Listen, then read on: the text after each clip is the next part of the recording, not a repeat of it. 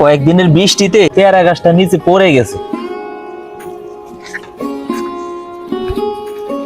আহা, যেমন বাতাস তেমন বৃষ্টি।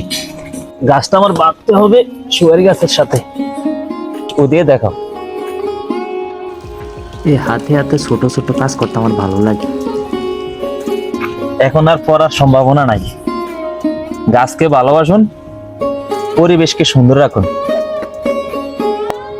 এই যে রশি এদিকে বাঁধলাম, আর এই হচ্ছে গিয়ে পেয়ারা গাছটা অনেকগুলা পেয়ারা ধরছে। এই পেয়ারা নিয়ে যদি পড়ে যায় তাহলে তো আমি শেষ।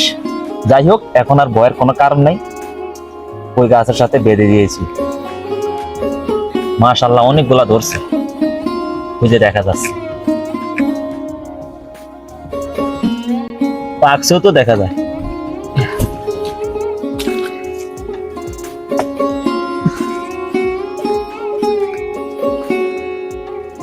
এই যে পাকা।